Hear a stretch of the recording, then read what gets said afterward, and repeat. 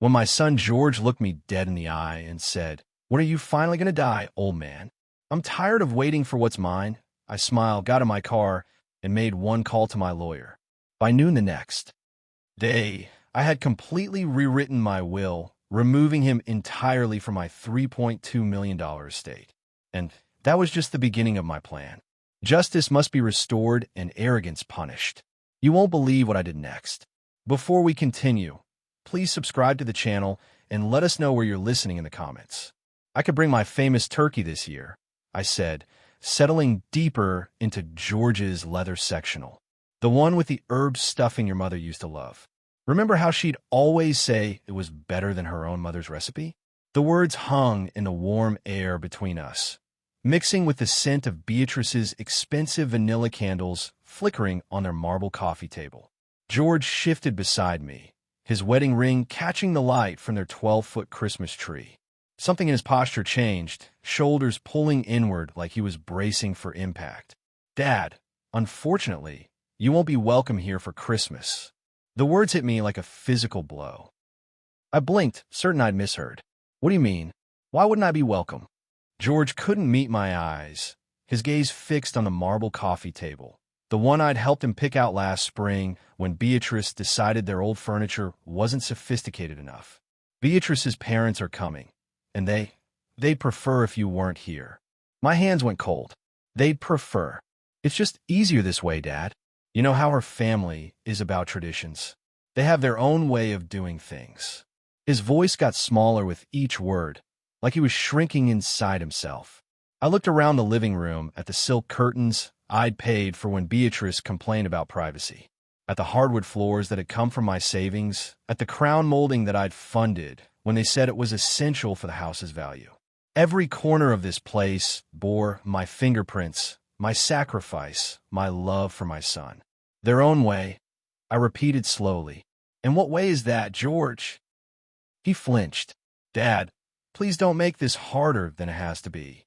Through the kitchen archway, I could see Beatrice's new stand mixer, the professional-grade one she'd insisted she needed for her baking phase. $800 of my money sitting there, probably used twice since October. Where will I spend Christmas then? The question came out quieter than I intended. George's face crumbled slightly. "Maybe you could visit Aunt Rosa, or we could do something the weekend after." The weekend after, like Christmas, was just another appointment that could be rescheduled for convenience. I stood up, my knees protesting after years of carrying this burden alone. "I see. Dad, wait." But I was already moving toward the door, past the family photos where my face grew smaller and more distant in each frame, past the coat closet that held Beatrice's collection of expensive jackets. My hand found a doorknob, solid and cold under my palm. "Son," I said without turning around, "tell Beatrice's parents Feliz Navidad." The December air hit my face like a slap as I walked toward my truck. Behind me, I heard George call my name once, then the soft click of the door closing. Final. Absolute. I sat in the driver's seat for a moment, engine off, watching the Christmas lights twinkle in the windows of houses where I'd never be welcome. My phone buzzed, probably George wanting to smooth things over with empty promises. I didn't answer. Instead, I turned the key and drove into the darkness, leaving behind the warm glow of the house I'd helped buy, but would never belong in. The heater hummed against the December cold as I navigated the familiar streets toward home. The city sprawled around me, every neighborhood corner holding memories of the man I used to be, the one who believed family meant everything, who'd give his last dollar to see his son smile. That man was a fool. I stopped at the red light on Oak and Fifth, watching a young father load Christmas presents into his SUV. His kids pressed their faces against the window, breath fogging the glass with excitement. Once upon a time, that had been George and me. Before Beatrice, before I became nothing more than a walking ATM with inconvenient emotions. The numbers started rolling through my head like a broken slot machine. $4,200 every month for 6 years. $302,400. More money than Eleanor and I had saved for our entire retirement. Gone. Just gone. I pressed the accelerator harder than necessary as the light turned green. The truck responded with a growl that matched my mood. Pine Street. That was where I'd refinance my house, our house, Eleanor's and mine, to cover their down payment. The loan officer had looked at me with pity I hadn't recognized at the time. "Mr. Peterson, are you sure about this? You're putting a lot at risk for someone else's investment." Someone else's investment. Not my son's future, not my family's security. Someone else's investment. Lincoln Avenue, the bank where I'd taken out a second mortgage when George lost his job 2 years ago. "Just temporary, Dad. Just until I get back on my feet." Beatrice had stood behind him, designer purse slung over her shoulder, nodding sympathetically while mentally calculating how much my desperation was worth. Nothing. As it turned out, my desperation was worth nothing to them.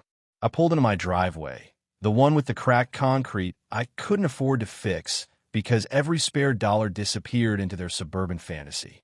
The porch light flickered, another repair I'd been putting off. Inside, the house felt hollow without Eleanor's laughter, without the warmth of family gatherings that would never happen again. My phone rang as I fumbled with my keys, the shrill tone echoing off the empty walls. Beatrice's name flashed on the screen, probably wanting to explain why I wasn't good enough for her parents' delicate sensibilities. Perfect timing. I'd been waiting 6 years to have this conversation. I answered on the 4th ring, letting her wait just long enough to wonder if I'd pick up at all. "William." Beatrice's voice dripped with false sweetness, the same tone she used when asking me to cover their utilities. "I heard about the little misunderstanding with George." "Misunderstanding?" I leaned against my kitchen counter, still wearing my coat. "I don't think there's any misunderstanding, Beatrice. You made your position quite clear. Look, I know this seems harsh, but you have to understand my parents' perspective. They're very traditional people. They expect a certain atmosphere during the holidays." "A certain atmosphere," I repeated. "And what atmosphere is that?" A pause. I could hear shopping bags rustling in the background. Probably spending money that should have gone to necessities. Well, they're not used to your kind of cooking. All that spicy food and loud music. And frankly, William, they're educated people. They expect conversations about current events, literature, you know. The words hit harder than a physical blow. 6 years of biting my tongue, of swallowing insults for George's sake, of pretending not to notice the way she looked at me like I was hired help. My kind of cooking, my voice stayed level controlled. "You mean the food you ate every Sunday for 3 years when money was tight? The tamales you said reminded you of your grandmother? That was different. We were grateful then, but now with my parents." "Now with your parents, you can't have the working-class grandfather embarrassing you at your fancy dinner table." The false sweetness evaporated. "Don't be dramatic, William. This isn't about class. It's about breeding. My father graduated summa cum laude for Washington State. My mother speaks 4 languages. They expect a certain level of sophistication." Heat flooded my chest, but I kept my voice steady. "I built a business from nothing after my father died. I've employed over 30 people. I've paid more in taxes than your father made in his best year. Money isn't everything, William. Breeding matters. Education matters. And frankly, Eleanor understood her place better than you understand yours."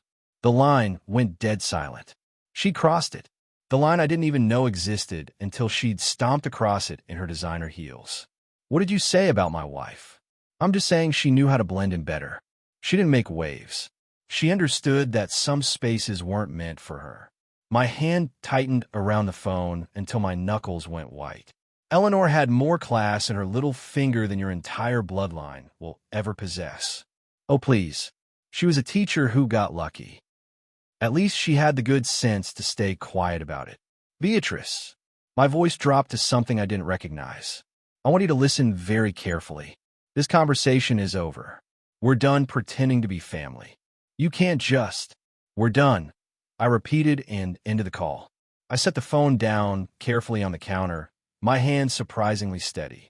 Around me, the kitchen felt different, smaller, but somehow cleaner, like a weight had been lifted from the air itself. I walked to my desk in the corner, pulled out the manila folder I'd been avoiding for months. Bank statements, mortgage papers, 6 years of automatic transfers that had bled me dry while they lived like royalty. Time to stop the bleeding. The documents spread across my kitchen table like evidence at a crime scene. 6 years of bank statements, each one showing the same automatic transfer. $4,200 on the 15th of every month, vanishing from my account into theirs, a paper trail of my own generosity turned exploitation. I pulled out my calculator and started adding. The first year, $50,400. The second year, another $50,400. By the third year, I'd stopped buying myself new clothes. The fourth year, I'd started shopping at discount grocery stores. This year, the sixth year, I've been eating peanut butter sandwiches for lunch to make ends meet. $302,400. Not counting the down payment, not counting the times I'd covered their utilities when Beatrice's shopping got out of hand. Not counting the new roof, the renovations, the furniture that was essential for their lifestyle. I sat back in my chair, looking at the numbers until they blurred. Eleanor's life insurance money, my retirement savings, the college fund we'd started for grandchildren I'd apparently never be allowed to see. All of it gone, poured into a house where I wasn't welcome for Christmas dinner. But this wasn't about monthly payments anymore. This was about something bigger. Something permanent. I reached for my phone, scrolled through my contacts until I found the number I needed. Richard Brennan, my attorney for the past 15 years. Richard? It's William Peterson. I know it's evening, but I need to schedule an emergency appointment. Tomorrow morning, if possible. Of course, William. What's this regarding? I need to completely rewrite my will. The next morning, I sat in Richard's oak-paneled office, watching him review the changes I wanted to make. His eyebrows climbed higher with each revision. William, you're removing George entirely from your estate. That's correct. This is a substantial inheritance we're talking about. The house, the business assets, your investments. We're looking at over $3 million. I'm aware of the amount, Richard. He leaned back in his leather chair. May I ask what prompted this decision? I told him about Christmas dinner, about Beatrice's phone call, about 6 years of financial support that had bought me nothing but contempt and exclusion. Richard nodded slowly. And you want to leave everything to charitable organizations instead? Most of it. The Children's Hospital where Eleanor volunteered. The scholarship fund we established. A few other causes that actually matter. This will be quite a shock to George. Good, I said. Maybe shock is what he needs. 2 hours later, I walked out of Richard's office with a completely new will. George would inherit exactly what he'd contributed to our relationship. Nothing. But I wasn't done. Not even close. That afternoon, my phone rang at exactly 2:30. George's voice carried that familiar tone of barely concealed panic. Dad, there's some kind of problem with the automatic transfer. The money didn't come through this month. Oh, I kept my voice casual. What kind of problem? I don't know. The bank says the transfer was canceled. But that doesn't make sense, right? Can you call them and fix it?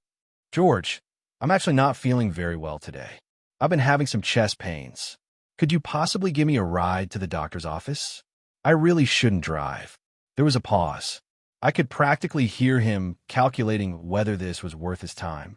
Dad, I've got that important meeting with the regional manager today. Can't you call an Uber or something? I suppose I could, I said sadly. Although the last time I went to the emergency room alone, your mother was already gone. It would mean a lot to have family there, but I understand you're busy. Another pause. Longer this time. What time is your appointment? 2 o'clock. At Dr. Harrison's office on Maple Street. Fine. I'll pick you up at 1:30. But I can't wait around. I have to get back to work. Thank you, son. This really means a lot. At 1:30, I watched from my kitchen window as George pulled into my driveway. At 1:35, I saw him check his watch and tap his fingers on the steering wheel. At 1:40, he got out and rang the doorbell. I was in my back garden, tending to Eleanor's roses. My phone started ringing at 1:42, then again at 1:45, and 1:47, and 1:50. At 2:15, I heard his car pull out of the driveway with an angry screech of tires. I went inside and checked my voicemails. Dad, where are you? I'm here to pick you up. Dad, I'm getting really worried. Are you okay? Dad, I had to leave for my meeting. I hope you're all right. Call me back. Dad, this isn't funny anymore. Please call me. I unplugged my landline from the wall. Then I turned my cell phone completely off. Perfect silence. I made myself a cup of tea and sat in Eleanor's favorite chair, reading a book she'd recommended months before she died. For the first time in weeks, I felt completely peaceful. They arrived at my house at 7:45 that evening like an invasion force. George, Beatrice, and her parents, Cody and Catherine Jenkins, looking confused and furious in equal measure. I watched through the window as George pounded on my front door. Dad, Dad, open up. We know you're in there. I took my time walking to the door, made sure my expression was perfectly calm, and opened it slowly. Oh, hello, I said pleasantly. This is a surprise. George pushed past me into the house. What the hell, Dad? I waited for you for over an hour today. I missed my meeting. Do you have any idea what you've cost me? Beatrice followed him in, her face flushed with anger. William, this is completely unacceptable. George was worried sick about you. I'm sorry you were worried, I said calmly. But I never asked you to worry. You asked me to drive you to the doctor. George shouted. And when you didn't show up, I took care of it myself. I did show up. I was here at 1:30. Were you? I must have been in the garden. Eleanor's roses need attention this time of year. The look on George's face was something I'd never seen before. Pure rage mixed with disbelief. Cody Jenkins stepped forward, his banker's composure barely containing his fury. Mr. Peterson, this childish behavior needs to stop immediately. First, you cancel financial support without warning. Now this game playing. I think the real question is, what's going on with all of you? Catherine's voice was ice cold. What do you mean? I mean, George, you told me last week that you were tired of waiting for me to die. You said I was taking up space. So I've been thinking about that. George glanced nervously at Beatrice's parents. Dad, I was stressed about money. I didn't mean it the way it sounded. How did you mean it? I just meant, look, you have all this money just sitting there, and we're struggling to make ends meet. I looked around the room at the expensive furniture, the high-end electronics, the designer clothes Catherine was wearing. This is struggling. Do you know what it costs to maintain a lifestyle like this? Beatrice jumped in. The mortgage, the cars, maintaining appearances in this neighborhood, all of which I've been helping you pay for 6 years. Helping? George's voice cracked. Dad, that money doesn't even cover half our expenses. And there it was, the truth finally out in the open. I see, I said quietly. So my $4,200 a month isn't enough. My $300,000 over 6 years isn't enough. What would be enough, George? Cody stepped closer, his voice dropping to a menacing whisper. Look, Peterson, I know people in this town. Important people. People who can make your life very difficult if you don't start being reasonable about this family situation. Catherine nodded. My husband has connections throughout the banking industry. If we have to get legal about your obligations to this family. I felt something cold and final settle in my chest. This is my house, I said quietly. And I want you out. Now, Dad, now. George stared at me for a long moment, then made the biggest mistake of his life. Fina, but this isn't over. You'll be hearing from people about this. Important people. And when the whole neighborhood finds out what kind of father you really are. He paused in the doorway, his face twisted with anger. You're going to regret this, old man. They left.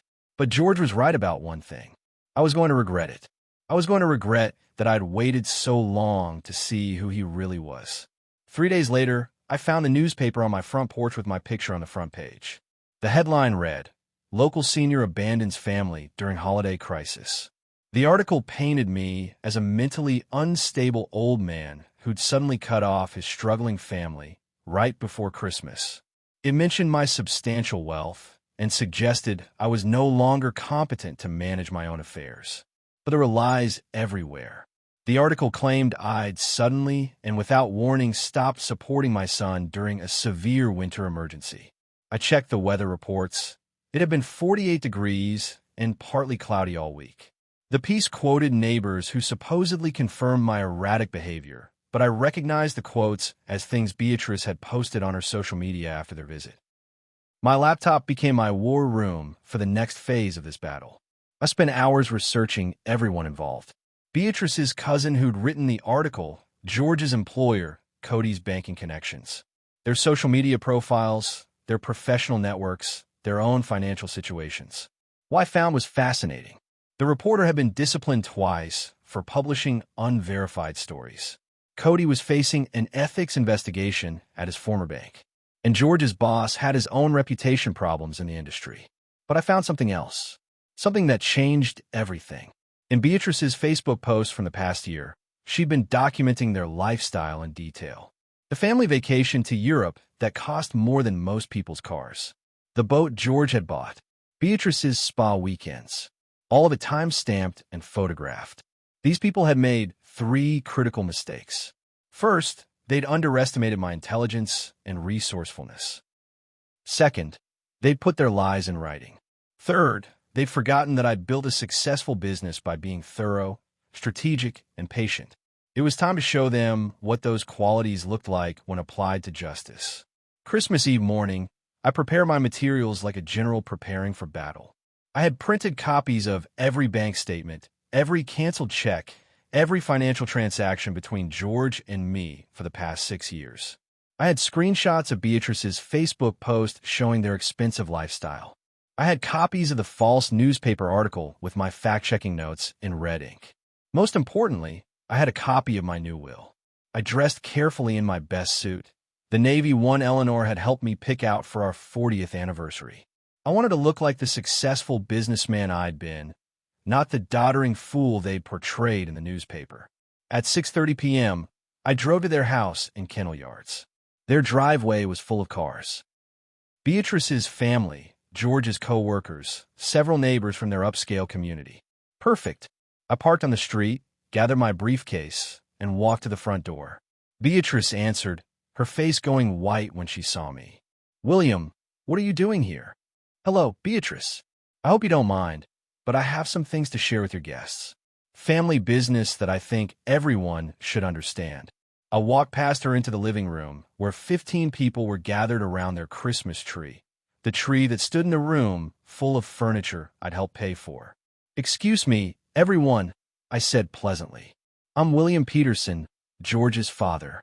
I believe some of you may have read about me in the newspaper recently." The room went quiet. George appeared from the kitchen, his face flushed with panic. "Dad, what are you doing here?" "I'm here to set the record straight about our family situation," I said, opening my briefcase. That newspaper article contained several factual errors that I'd like to correct. I began distributing documents to everyone in the room. These are copies of every check I've written to George over the past 6 years. As you can see, the total comes to over $300,000. I heard several people gasp. Now, here are Beatrice's Facebook posts from this year, showing the family vacations, the new boat, the luxury lifestyle, all funded by my generosity. Beatrice tried to grab the papers. "William, you can't just..." "And here," I continued calmly, "is a copy of my original will, showing that George was set to inherit my entire estate of $3.2 million. The room was completely silent now. "Finally," I said, pulling out a fresh document, "here's my new will, executed 3 days ago, removing George entirely from my estate and leaving everything to charity." The silence that followed was deafening. "Now," I said, putting the papers away, "I want everyone here to understand something. I didn't abandon my family. My family abandoned me. They've been taking my money while wishing for my death, excluding me from gatherings, and when I decided to stop funding their lifestyle, they tried to destroy my reputation in the newspaper." I looked around the room at the 15 faces staring at me with expressions ranging from shock to disgust. George told me he was tired of waiting for me to die so he could inherit my money. Beatrice told me I wasn't good enough for their Christmas dinner because her parents needed a more sophisticated atmosphere. So I've given them exactly what they wanted, independence from me and my money. I closed my briefcase and walked toward the door. The Children's Hospital, where Eleanor volunteered, will be very grateful for the donation. She would have been proud to know her memory was honored by people who actually appreciate generosity. I walked out into the cold Christmas Eve air, got in my car, and drove home. Behind me, I could hear voices raised in anger and disbelief. But for the first time in years, I felt completely at peace. 6 months later, the consequences of that Christmas Eve revelation were still unfolding like ripples in a pond. George lost his job in February. His boss, already under scrutiny for his own ethical lapses, couldn't afford to have an employee known for financially manipulating elderly parents. The story had spread through their professional network faster than wildfire. Beatrice's social standing evaporated overnight. The other parents at their children's private school quietly distanced themselves from someone who'd been exposed as living off elderly parent abuse. The school itself suggested that perhaps public school might be better suited to their changed circumstances. The house went into foreclosure in March. Despite their combined salaries, George and Beatrice had been living so far beyond their means that they couldn't survive without my monthly support. The boat was repossessed. The luxury cars went back to the dealers. Most devastating was the social destruction. In their community, word had spread about what they'd done. Their neighbors, their friends, their professional contacts. Everyone now knew exactly what kind of people they really were. In April, my grandson Tommy called me. He was 16 now, old enough to understand what had really happened between his father and me. "Grandpa," his voice was uncertain on the phone. "Hello, Tommy. Dad said I shouldn't call you, but I wanted to tell you I'm sorry for what Dad said to you. That was really wrong." I closed my eyes, feeling something break open in my chest. "Thank you for saying that, Tommy. That means more to me than you know. Are we still family?" "Tommy, you'll always be my grandson. Always. What happened between your father and me doesn't change that. Could I maybe come visit you sometime? By myself." "I would love that very much." We talked for 20 minutes. About school, about his friends, about his grandmother Eleanor, whom he remembered more clearly than I'd expected. When we hung up, I realized that maybe some good could come from all this pain after all. The truth is, I don't regret what I did. I regret that it was necessary. I regret that my son chose greed over gratitude, entitlement over appreciation. But I don't regret standing up for myself and Eleanor's memory. Today, as I write this, my life looks completely different. The money that used to disappear into George's account now funds scholarships at the community college where Eleanor taught. Every semester, deserving students get help with their education, students who actually appreciate the opportunity. I've started taking art classes at the senior center. Eleanor always wanted me to try painting, and it turns out I have a decent eye for landscapes. My instructor, Maria, is a 68-year-old widow who makes me laugh and challenges me to see the world differently. Most importantly, I've discovered what real family looks like. Maria's grown children have welcomed me into their Sunday dinners. Her son David stops by to help with yard work. Her daughter Carmen brings her kids over to play in Eleanor's garden. They don't want anything from me except friendship and good conversation. My house has been renovated from top to bottom. New kitchen, new floors, fresh paint throughout. It looks like the home Eleanor and I always dreamed of, but never quite found the time to create. I wish she could see it. Last month, George tried calling again. I let it go to voicemail. His voice was smaller than I remembered, broken in a way that might have been genuine remorse. But forgiveness doesn't mean going back to the way things were. It means accepting what happened and moving forward. I'm 73 now, and I've never been happier. My money goes to people who appreciate it. My time goes to people who value it. And my love goes to people who return it. Some people think family means you have to tolerate anything, accept any treatment, forgive any offense just because you share blood. But real family, the kind Eleanor and I had, the kind I'm building now with Maria and her children, the kind I hope to have again with Tommy, is based on love, respect, and genuine care for each other's well-being. George taught me an important lesson, though not the one he intended. He taught me that sometimes the most loving thing you can do is set boundaries. Sometimes the most generous thing you can do is say no. And sometimes the most family-oriented thing you can do is choose the family that chooses you back. That's not revenge. That's justice. And justice, it turns out, feels a lot like freedom. If you like this story, please like this video. Subscribe to the channel and share your impressions of this story in the comments. If this story got you thinking, go ahead and hit that like button. Don't forget to subscribe for more real stories that hit deep, and tap the bell so you don't miss what's coming next. And hey, if you know someone who needs to hear this one, share it with them. Thanks for watching.